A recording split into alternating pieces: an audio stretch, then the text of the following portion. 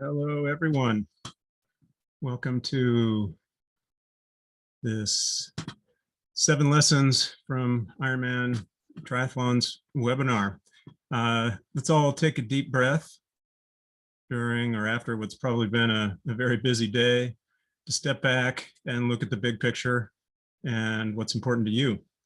I'm here to share 7 lessons I've learned from Ironman Triathlons and how they can help make big life goals easier. My name is Greg Patterson. I'm the CEO of the advisory group. I'm a Bay Area, San Francisco Bay Area husband, father, business owner, Ironman triathlete, and I like to think of myself as a global citizen as well. Ironman Triathlons taught me a lot about how having a good plan and the right guidance can dramatically change your endurance and your outcomes. And those learnings also apply to designing the life you really want to live. Maybe you're already living it, or maybe you're trying to get close. The kind of planning that we'll talk a little bit about may really be helpful in supporting those goals. As a little bit of background on my professional life, the advisory group is a wealth and life strategy firm, and we're all about helping business owners and leaders make work optional through life-changing financial advice. We also help leaders as fiduciaries help their employees through smart retirement plan design, and as well as advice and their philanthropic goals through foundations and endowments. And everybody at our firm thrives on using our experience to help others make breakthroughs and achieve their dreams. And I hope this presentation gets you a little closer to yours. So I want to thank my team for all their hard work and dedication. And on that note, I also want to thank Sports Basement and GOO Energy for supporting this message, and GOO for supporting my Ironman training and racing with great fuel.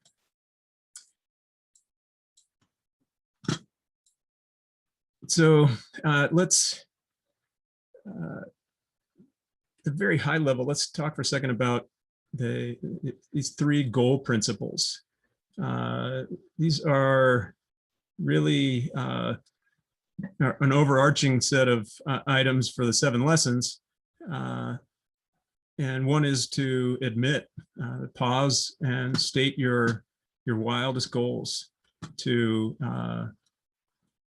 challenge your limiting beliefs and really consider what you really want to do with your time while you're on this earth, because life is short. Another is to commit to a good plan and the habits and the support system to make that easy. And design really matters, and we'll talk about that too. And then submit is really about just submitting yourself to the journey, letting go, including the mental and physical recovery that's necessary to really succeed in a lot of big things, and of course include fun and appreciation. And a big part of that, again, is letting your plan work and not getting in your own way. So we'll see how those fit in the 7 lessons as we go along. And just before we get started, let me just add that while I'm sharing my story, I'm doing so because this is really about you. And if this helps anyone just a little bit, then I've achieved my goal. So lesson 1, crazy ideas are often possible. Clarify the goal, have a plan, and stick with it. I'm sure most of you have some wild goals. So what's on your bucket list? Maybe the top 2 or 3 things if you had more time, or how you might rearrange your life. Maybe it has to do with travel, or having the option to work less or not work, or something entirely different. So plug your wild idea into the chat box and let's see what you and others are thinking. Those of you that are business owners and leaders are almost certainly goal driven in your business. And even if you're not a business owner, most people probably have some kind of strategic plan in terms of what you're focusing on. And if you're an athlete, that might also apply as well. Hopefully you're taking that same approach in your personal life goals as well. So triathlon lessons 1 and 2 relate to that and are the foundation of this presentation. So we'll spend a little more time on those 2, and then the others will flow a little more quickly. So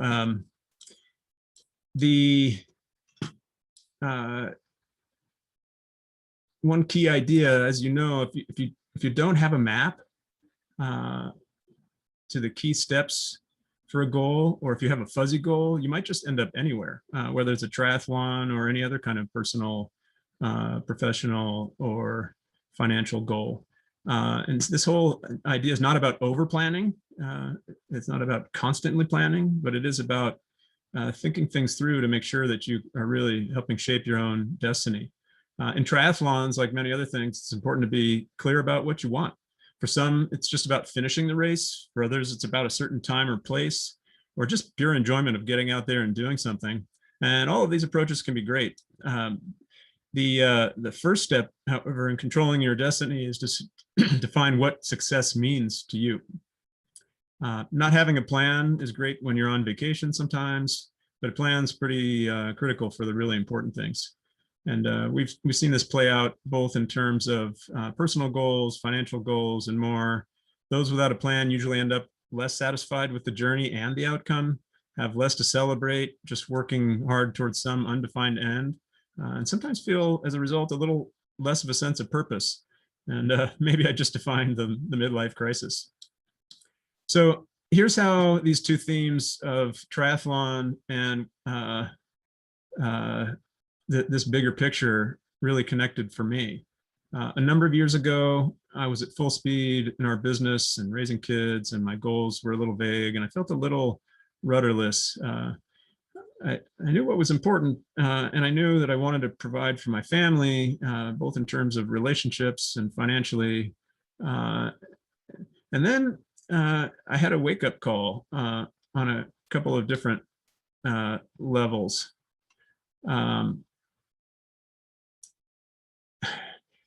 I had a friend who was a business owner that died from a heart attack doing light exercise. He hadn't taken care of himself or his personal finances, and his family really suffered both emotionally and financially, as you can imagine.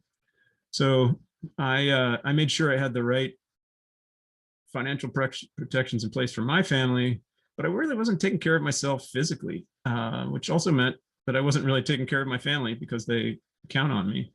And I'd done some short triathlons just for fun over the years, and I thought stepping that up would be a good way to get back in shape.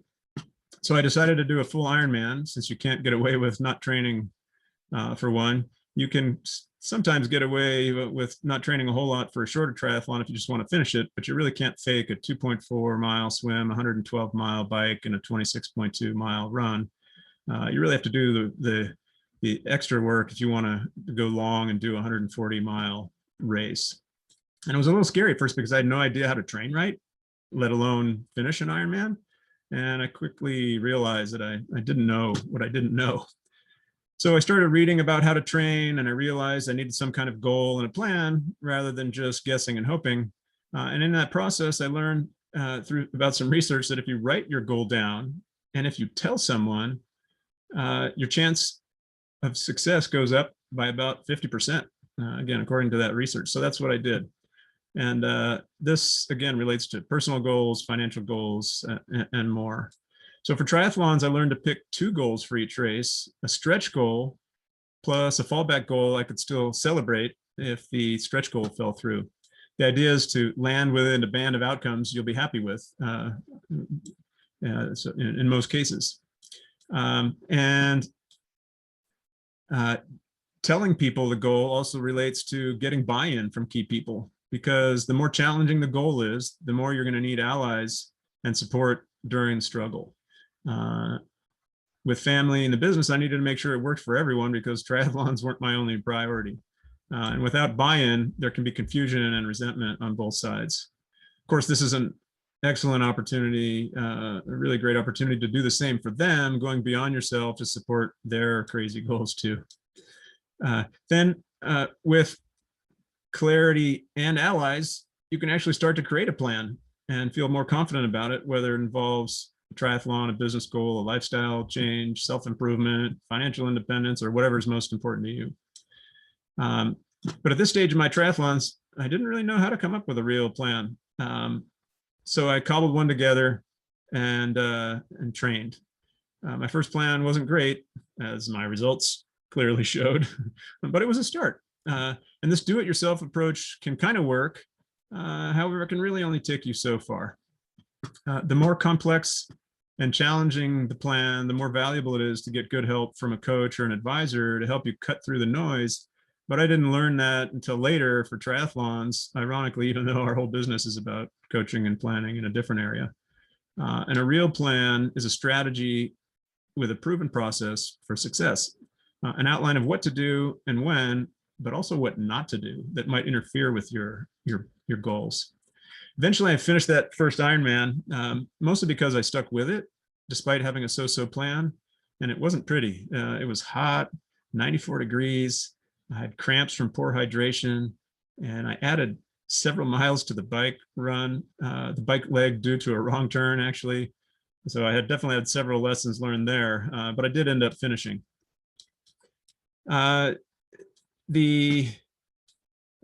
It's something we do sometimes with our clients that is relevant for all kinds of situations. And that's why we're showing it here. Something we call the goal discovery chalkboard. And it's about goal clarification in advance of creating a plan. You have short term, you have long term, you have things you desire and things you require. So you can sketch this out on a piece of paper for yourself, or you can download it from our website. But in either case, try doing this with your partner or spouse or business partners or even your kids around your crazy goals and not so crazy goals and theirs too. And it's best to fill it out separately first and then compare it and discuss it and then agree on a joint version. And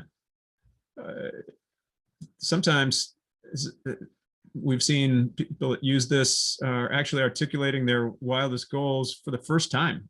And that's a pretty liberating feeling to actually get it out, whether it's on paper or just speaking it. And believe it or not, some marriages even get a boost from this process. So try it out. You might get a kick out of it. Lesson 2 is to use design thinking to make your goals easier and to make it hard to fail. This is about questioning the status quo to get rid of barriers and friction to progress. So I did a lot of thinking in the weeks after my first Ironman, and I wondered how it would have gone if I'd actually used a real plan for training and racing. So being the glutton for punishment that I am sometimes, I signed up for Ironman Tahoe and I got a template plan from a good coach. I wanted to see what I could do. So I set my stretch goal to finish in the top 10% of my age group. And another goal was not to let triathlons affect my family much or my work. I was able to ask the coach clarification questions, but I still didn't have a real coaching relationship. And I didn't know then that the best approach is to adjust the plan, a template plan to your own unique needs. Each athlete has different strengths and weaknesses, and you can really make some important adjustments accordingly. My big challenge now at that stage was to figure out how to find the time to train without letting my family or business down. And this brings us to the concept of peak busyness. This is a term we coined, and I'm sure you can relate. We see this all the time with people, especially kind of in the midlife stage, overwhelmed with life demands, so many balls in the air, sometimes feeling like some might start to slip. Basically, all the projects that you started 10 to 20 years ago are all at their most demanding stage now, coming together at the same time, and it feels like there's barely time to think, let alone relax. Often it's a combination of marriage or other relationships, raising kids, business growth, bigger roles in your company, community efforts, self-care, staying in shape, staying current, aging parents, maybe family with health issues, home adjustments or remodels, vacation home, and more. And one key to managing peak busyness is to design your life to make your goals both possible and easier. So design thinking, this idea of design thinking is about making it work for you, removing the roadblocks, saving time through planning. Sometimes it takes a little time to save time, and forming the habits that support the goal. So for triathlons, I converted a pretty lengthy training plan into one-page actionable summaries that I could put in my pocket and carry around with me each month. Each stage of training usually lasts about a month in a 6-month Ironman training plan. And that way I'd know exactly what to do at each time. And so I could coordinate that with family and work. And I always carry that in my pocket. This is my current month that I'm working on. Again, makes it really easy. And there are some moving parts, so it just makes it really easy. You don't have to think much. You can just execute and then use your spare time to relax rather than to have to think about it all the time. So when you know what to do, that means you also know what not to do that would be counterproductive to the goal. So it forces a natural prioritization. For example, most people do their long training days for Ironmans on the weekend, but part of the design thinking for me was to do my 5 to 6 hour long bike ride days on Fridays early, getting up at 3 or 4 a.m. so I wouldn't cut into family time on the weekend or cut into work either. And there are some benefits to training early. There's no traffic. It's safer. It can be dark, so sometimes you need a headlamp depending on the time of year. Well, I guess always if you're starting at 3 or 4. But there were some amazing sunrises, and I could really clear my mind, and it helped me also be more relaxed in general. And in that state, I actually made better decisions and was more efficient in a number of things, including in our company. And sometimes in the middle of training, I'd come up with some of my best new ideas and solutions. The hard part was trying to remember those ideas. So I would actually repeat keywords in my head and then try to write them down as fast as I could once I got home. Then there's another way to make it easy, which is, in my case, by having training backpacks everywhere. I'd have an extra one in each car, at the office, in one ready to go for work travel, so I could squeeze in a workout when I had spare time without having to scramble to get my stuff together each time. Because when you have 3 sports and all the different pieces, if you forget your goggles or if you get your bike shoes, it's trouble. So you prepare that in advance and have bags ready to go. It makes it so much easier. And that way you end up with more spare time for fun, again, with family, for example, and friends. So another example of that is I could go for a run or do stretch cords or swimming cords during my kids' soccer warm-ups or between games at a volleyball tournament. Another example is training as my commute back and forth, which kills 2 birds with 1 stone. Actually 3 birds, because it's also a great work stress buffer before you get home. And there's the idea also making things easier of free speed. Free speed is the idea of getting there faster in a race or your business or your life plan with the same or less effort. It comes from efficiency of movement, aqua and aerodynamics, reducing bike weight, reducing friction by having a clean bike drivetrain, good fuel, hydration, and so forth. And when you sometimes I actually train with a heavier bike and then race with a lighter one, and you really notice the difference. And you can see here in this upper area here, the top bike is a heavier bike. The one in the middle there is lighter and more aerodynamic. And when you have that kind of engineering and having your body in a different position, it saves you energy. For the same amount of effort, you can go farther faster. On the right, there are a bunch of wind tunnel studies that show how much faster you can go for the same level of energy just by changing your body position, just by changing different kinds of bike parts. And that sometimes varies by person. The key idea is that you want to spend your energy where you can't get it for free so that you get more bang for your buck while you're training, since both time and genetics are limited, or at least they are for me. Maybe not for you, but definitely for me. It's also easier to do the kind of training that's required for a full Ironman when you make more of it fun. If you design it so you don't dread it. You can train sometimes in beautiful places, mix up the scenery, the types of bikes or routes, do straightened trail runs, swim in pools, lakes, and the ocean, maybe even surf a little bit. And of course, you want to have comfortable equipment. So that makes a big difference too. Smart training also involves some easy efforts, and family bike rides, walks, and hikes are great for that. Of course, I do that because it's fun, but I just don't have to do a separate recovery workout because I'm already have done it enjoying time with family sometimes. And that makes the whole schedule more manageable because the time volume can be significant with Ironman training. Another way I make it easy is by marking my race fuel bottle and setting an alarm on my watch to sound every 30 minutes. So the excitement of a race or training won't prevent me from getting the right amount of calories and hydration at the right time.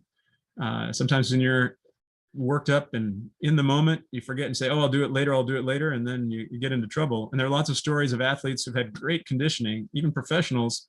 And I've actually seen this myself on the course. End up passing some pros who failed to fuel right during the race and didn't even finish. And any of you that are ultra runners, I love how some ultra runners refer to the ultra running, especially get into the 50, 100 miler as an eating contest, because one of the key things, as much as training, is managing your energy sources and your food volume the longer you go. And the quality of your energy sources matter too. And I want to thank GU again. They're one of my favorites, and their products work really well for me. So a good advisor or coach will also help nudge you to get the key steps done, to set up the plan, to refine whether it's the training or nutrition plan, and that helps make decisions easier. So after applying all those learnings, I showed up for Ironman Tahoe after nearly a year of preparing, and the race was canceled just 60 seconds before the start. My feet were already in the water. We were all standing there, feet in the water. And it was canceled due to smoke from wildfires. People thought someone was playing a practical joke with the megaphone, but it was real. And people had come from all over the world and months of preparation. And, great example of how some things just don't go as planned. So I really wanted to do that Tahoe race. So I signed up again for the next year's race. And in the back of my mind for that next year, I had a new, what I call felt like was a soft new stretch goal, but it was more of a dream than a real goal, which was to qualify for the Ironman World Championships in Kona, Hawaii, considered to be the most difficult triathlon in the world to qualify for. And I did the Tahoe race, but I did not qualify for Kona. And that's when I started to wonder and realize that maybe I was still playing a B-level game and really didn't know what I didn't know. So this chart is an outline of a kind of a strategic planning framework, something we use with clients, but not showing it because of that. It's just this kind of process, the 5 steps, really relates to pretty effectively to all kinds of major goal setting and accomplishment. And it's really pretty helpful to help people who are trying to get into the A-level game. And it asks questions about what will really move the needle for a person's specific goals. And that's half the game, is asking the right questions. And whether it's triathlons, financial planning, any other kind of personal goal, that can be helpful. The lesson 3 is to challenge your limiting beliefs and pace yourself to avoid gas pedal risk. So after the Tahoe race, I felt a little burned out after so much effort and getting nowhere near the podium, which is essentially what you have to do, or very close to the podium usually. And even sometimes you can get on the podium and not qualify for Kona. So what did I do? Well, I quit, of course. Well, not exactly. I just backed away from full Ironman distance races. And I asked myself, was I giving up? If so, maybe too soon? Or was I actually being smart about focusing on my strengths and thinking that maybe I'd do better in shorter races? Part of the problem is what we call gas pedal risk. In triathlon training, I was actually working too hard and too often, so I could never actually fully do the hardest work right. Some people experience this in their professional and financial goals also, pushing that gas pedal harder and harder, worried all the while that if you back off, you won't get there in time or you won't get to that goal. And that can be pretty stressful, and sometimes you can actually overdo it. In endurance sports, gas pedal risk is called overtraining, working hard, but not getting enough rest and recovery. And that usually leads even top athletes to poor results and burnout, both physically and mentally. And one coach told me, this was something that really started to hit home, was that training isn't what makes you stronger. The recovery does. And that applies both to the physical and the mental. And sometimes the mental is even a bigger challenge than the physical in terms of burnout and sustaining certain levels of efforts, as I'm sure you've all experienced in different parts of your life when something really requires a lot of effort. So maybe, again, some of you have been there in sports or business or relationships, especially during the really stressful times. And how often do you feel your best and do your best, do your most challenging and creative work and listening when you're burned out?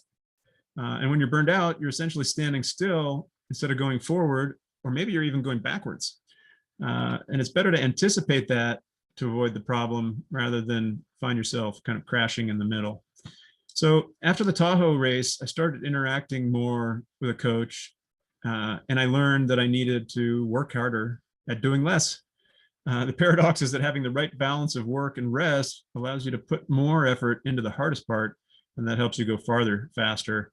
And guess what? It's also more enjoyable. So in triathlons, this relates to having the right pace when you train, and also to pace yourself in the big picture sense to benefit from the training. And that's not always as easy as it sounds, because your survival instincts kick in, and sometimes it makes it hard to back off, especially if you're competitive or if it's a really important goal to you. But you need to tame that fight, flight, freeze response thoughtfully and through practice under stress. That's key, to practice it under stress to actually rewire your brain. If we all rewire our brains, then we respond better when it's really needed. And having a journey-oriented focus can also reduce burnout. People are living longer, and many actually prefer not to stop. Not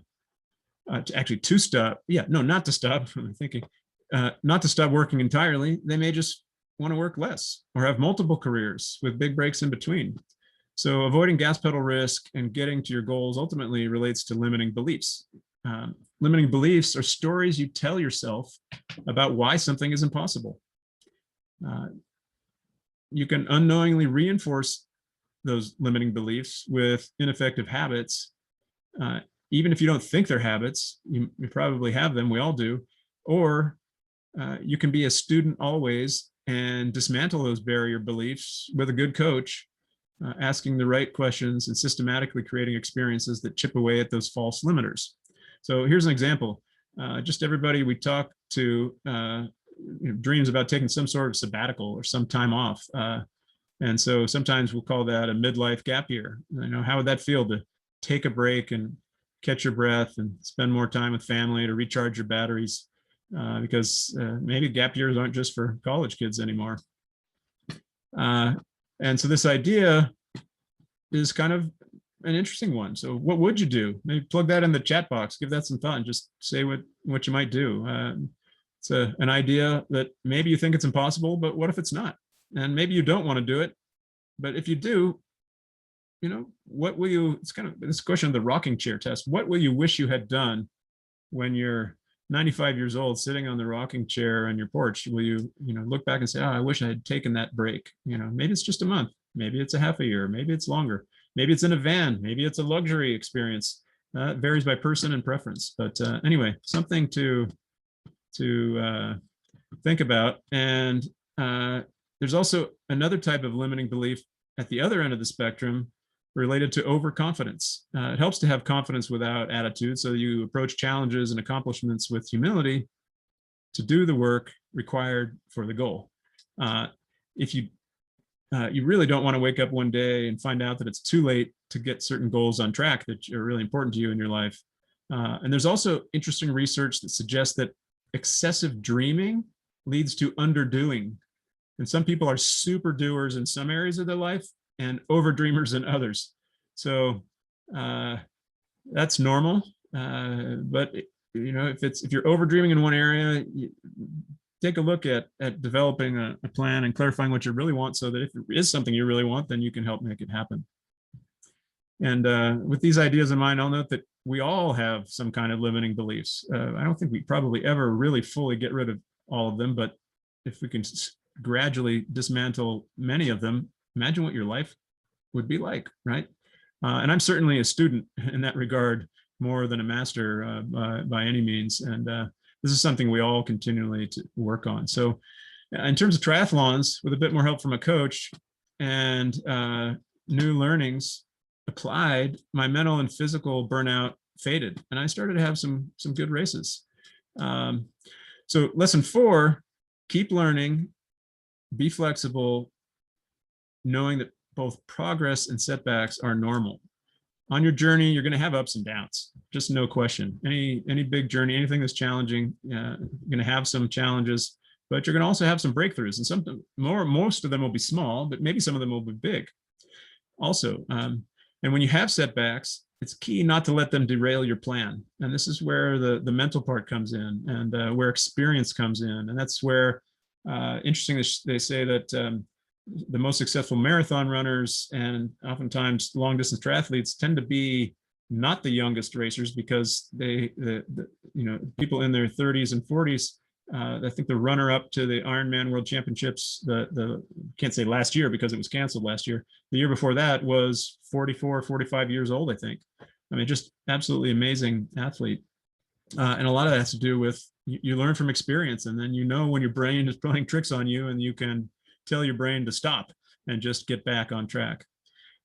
So a good plan and guidance actually expects and is designed to absorb and adjust to that kind of setback. And just knowing that helps a lot, that your plan expects the unexpected, so that you can focus on what you can control, because there will definitely be things that you cannot control. And of course, that applies to triathlons, your business, personal finances, and other things.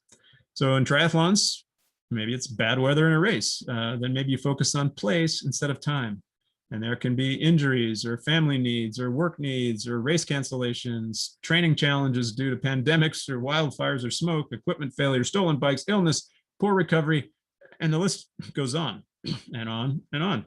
It's just stuff happens.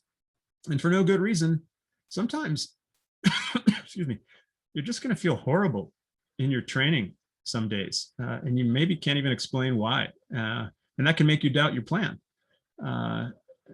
However, if you've been consistent in your training and you have a strong foundation, having some bad days won't ruin your plan. In fact, sometimes those bad days are actually a sign that you've been working hard. Of course, overworking, as I mentioned before, can be counterproductive. So it's a fine balance sometimes. There's the idea also of having some of the data that helps you understand whether you're undertraining or overtraining and what your status is. So good data can help you learn, measure your progress, and prevent or adjust to setbacks. For example, I use these charts through my watch that syncs up with an online tool, and I've got my watch at Sports Basement, by the way, and as I have with a number of things. And I use these charts to monitor what's called decoupling, which is when your heart rate increases too much relative to a sustained level of effort. On the left, you can see decoupling, where the heart rate is kind of gradually inching up for roughly the same level of effort. And the one on the right shows a much lower level of increase in the heart rate. And if it's the wrong part of the season, you may need to adjust your training or even the goal itself. If it's the right part of the season, you should expect decoupling, because that's normal, because that means you're getting in shape, or you're doing the work that's going to be rewarded as your body adapts over time. So again, it helps you understand where your status is of your fitness relative to your race pace and your heart rate goals, and power for that matter on a bike if you have a power meter, which is a really valuable tool. In this case, I was actually ahead of the goal. These are my two examples of bike training on a longer ride. And on the right, it showed that I was actually ahead of the goal as I was gearing up for a big race. So I could shoot for a shorter bike time, which would give me more of a cushion for the run, which is my weaker segment within the 3 triathlon legs. Without measuring whether it's a triathlon or a financial goal or something else, it's hard to know whether or not you're on track and what to adjust. So a good coach will tell you that decoupling is normal at this stage of the plan. Don't get discouraged. That's exactly what you should be experiencing right now. Just stick with it. And you can really learn a lot from a coach that's been there before many times, and it's helped others like you, and knows the physical and mental speed bumps that you'll experience. And that applies to sports coaches or life coaches or business coaches. All of those things can be helpful. And if you need suggestions for any of those, reach out to me. We may have recommendations for you. So lesson 5, admit your true goal and commit action to the A-level plan to get there. So after more races, that Kona Ironman Championships race, and the idea of trying to qualify was still in my brain. But I struggled to believe that I could go from a B+ level outcome to an A level outcome. I'd have to shave off an hour of my best time. And I had already worked hard. How could I do that much more while having a family and helping run a business? So sometimes the thing is that we think we've really admitted and committed, but haven't really. If you can't fully admit what your goal is, it's actually hard to commit. So those two things go hand in hand. So what did I do? I hedged. I would say, yeah, that would be great to qualify for Kona, maybe someday. And I had managed peak busyness and improved my grit, but I still had a limiting belief in the way. Ultimately, here's what it was. I was afraid of failing after, or if I really tried. And if I didn't have any excuses left, then I would only be able to blame myself rather than being able to say, oh, well, I could have trained a little more, or, oh, I could have done this. And I thought better coaching wouldn't help. And that's where I was also still stuck in the B level mentality. So this struggle also made me think more broadly. If I wasn't willing to try for the A level in triathlons, was I also failing to commit to what it takes for the A level game in other parts of my life? Yes, again, this is very much a midlife experience, but relevant to all of us at any life stage. So like any self-respecting athlete,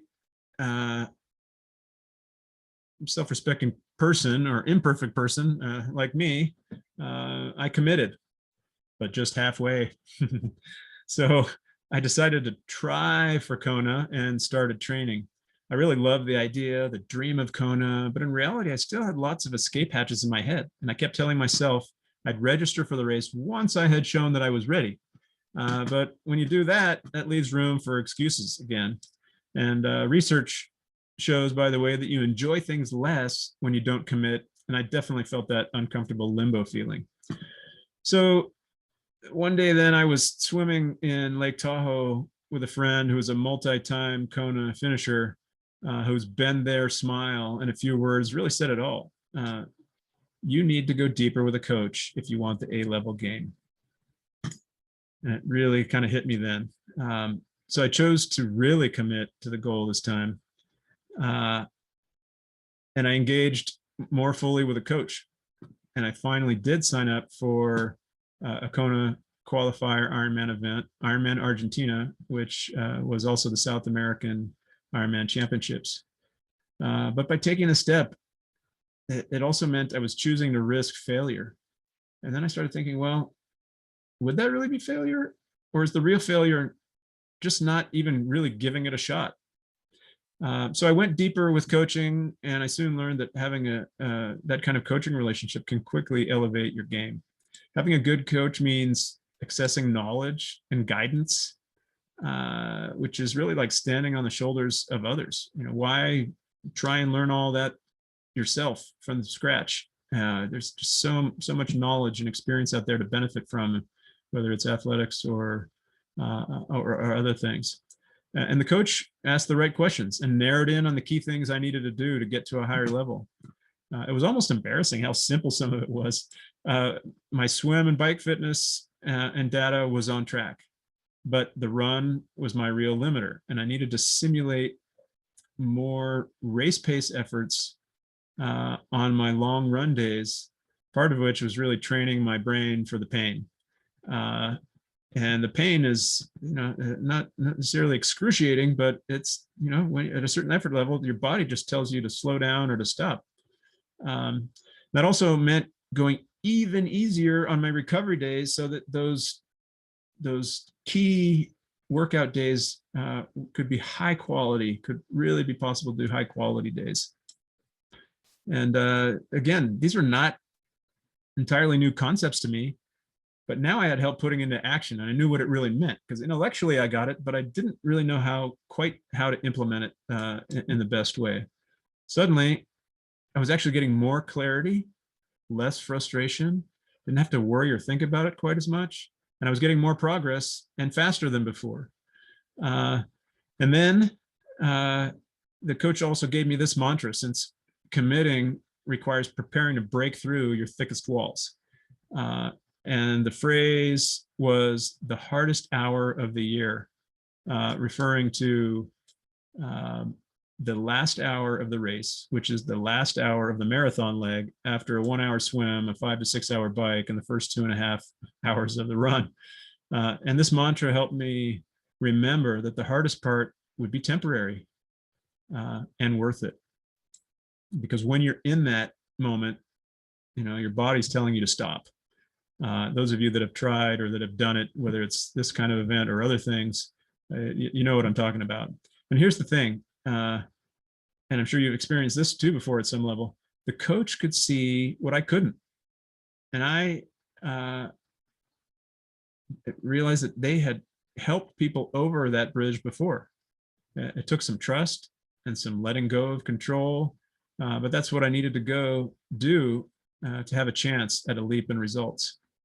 And I bet you've had a coach or a teacher or a mentor that made a big difference for you too in some part of your life, and probably changed the direction of your life for the better. And by the way, if you haven't thanked them, do it while you still can. Those kinds of people really deserve that appreciation, and you'll feel good giving it.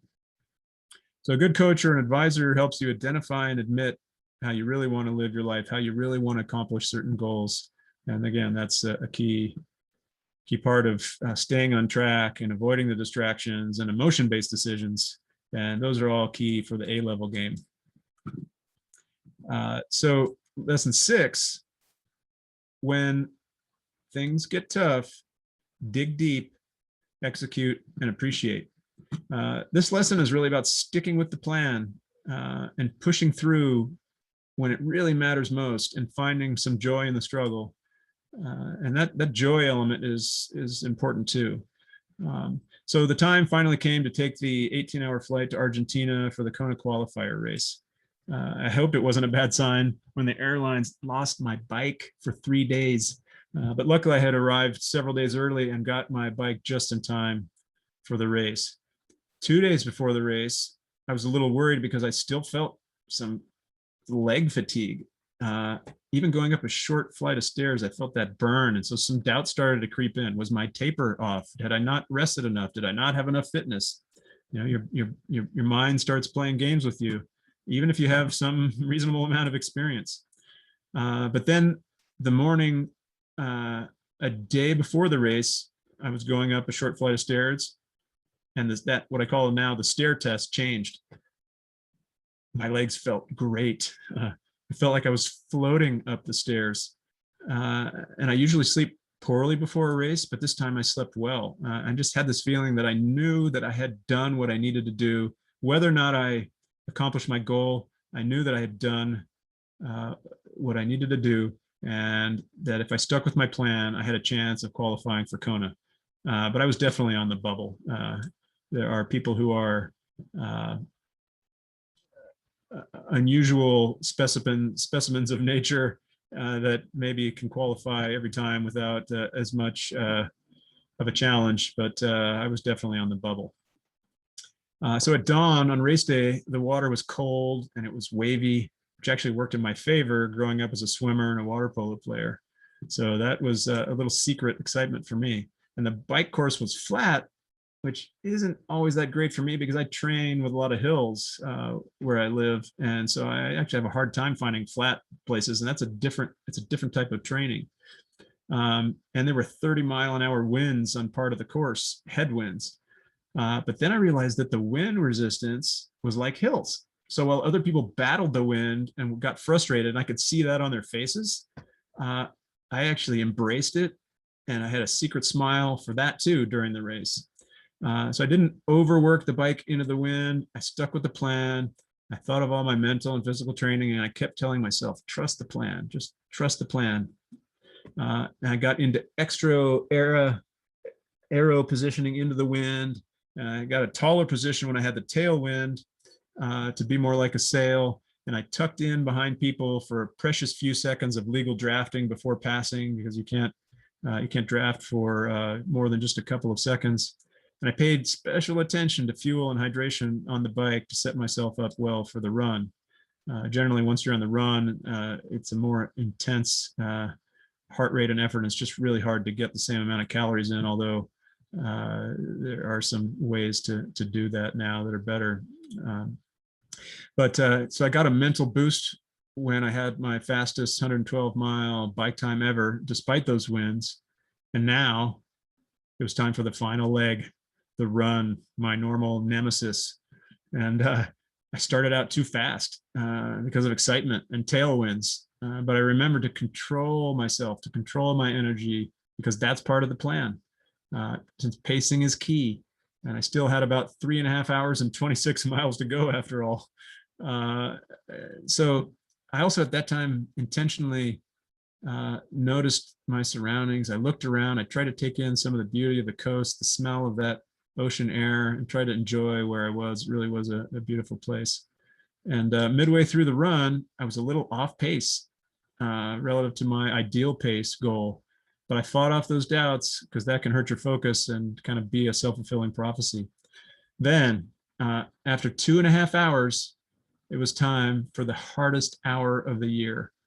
And I trained all year for this. And I knew that if I pushed too hard too soon, I would fall apart before the finish. And I kept repeating to myself, the hardest hour, keep the right pace, keep good form, trust the coach, trust the plan, trust yourself.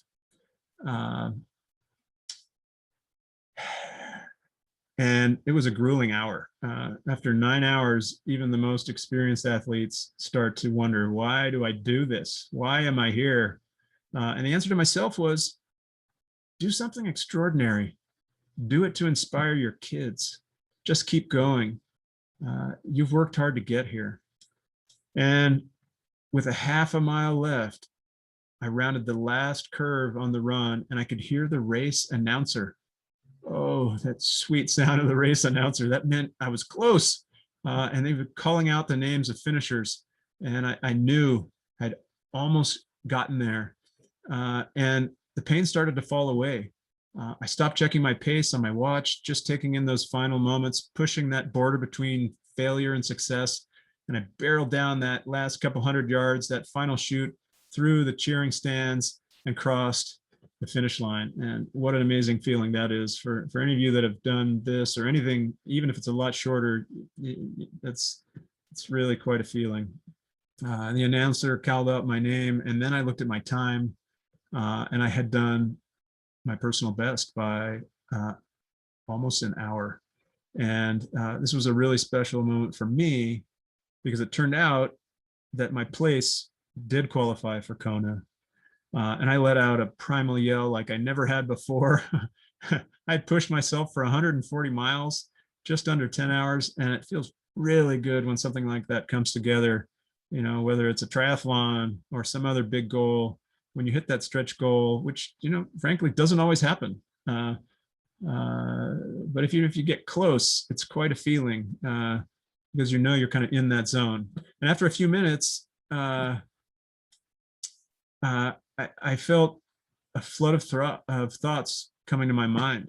They were pretty intense emotions. It's a very primal kind of survival experience type feeling. And that's one of the things I liked about the training too. It's just really kind of in the flow and just a very, very basic existence kind of experience. And I felt this deep sense of love and longing for my family, so much appreciation for their love and their support, because I'm really their biggest fan and they're mine. And I had some tears in my eyes, and I called my wife and my kids, my brother, my parents, and some friends to celebrate. And then a little later, I couldn't help but wonder, like, what would have happened if I hadn't risked it? If I hadn't challenged that limiting belief? If I hadn't used the coach in a better way? Seemingly small decisions back then that all ended up changing the game. And I think I still would have been satisfied if I had almost, gotten to the goal. Not clearly, not as satisfied by actually achieving the goal, because I had kind of my backup goal was to sort of be in a certain place in a certain range, and I did that as well. But this time it just really worked out. Then I stuck around into the night to see others make their breakthroughs, cheering on the first timers. That's one of my favorite things to do. People who are stumbling across the finish line in one of their life's most intense moments of physical struggle and joy, and that the expression of pleasure and pain on people's faces is just really quite something. So this is all a key learning journey for me, and I'm still enjoying the afterglow of breaking through those limiting beliefs, the feeling that nothing is really impossible. And now I'm training for Kona, and I'm still shaping some of my stretch goal, but racing Kona will really be all gravy, since just qualifying got me into my range of outcomes. But I will do an effort there as well and see what happens.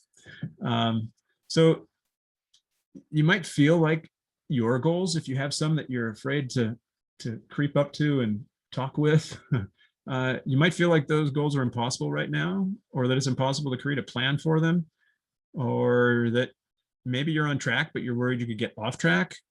And you are going to have challenging times along the way. But when you have a real plan in place and a good guide to help you, you're more likely to find an efficient path, which makes it easier. You're more likely to know what to do and how to stay the course. And that peace of mind allows you to be more present, doing what you do best, and with the people you care most about, appreciating what's important. So lesson 7 is short and sweet. Life is made up of moments. Notice and celebrate the small stuff, the journey, the little things, as well as the big wins. All of your efforts in your big and small goals, your life's work, and the planning and discipline to stay the course for those life goals will build up to things you'll be really glad you did. Maybe that's about a triathlon, or making work optional, or maybe something totally different. But the journey and the destination will definitely be better with good support, some life-changing advice, and shedding those limiting beliefs. Just lean into the experience of whatever you do.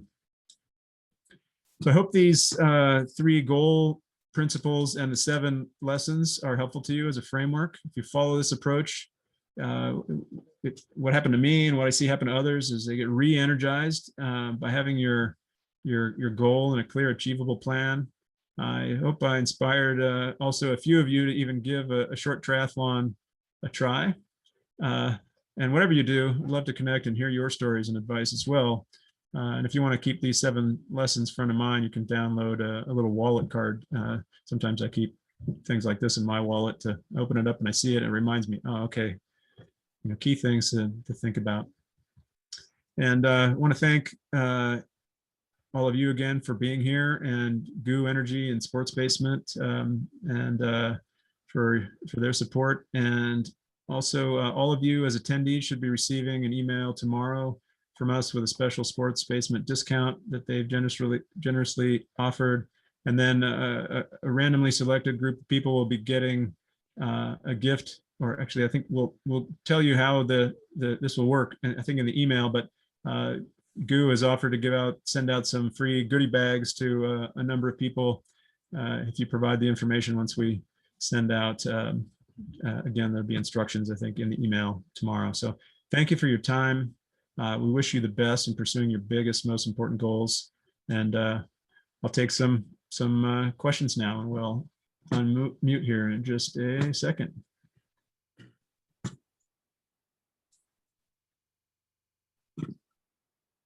Hello. Hello. Can you hear me? Can you hear me? I can hear you. How you doing? Good, good. Hey, you're the third person that told me this year that your speed will come from your recovery. And, I took like 7 days off the bike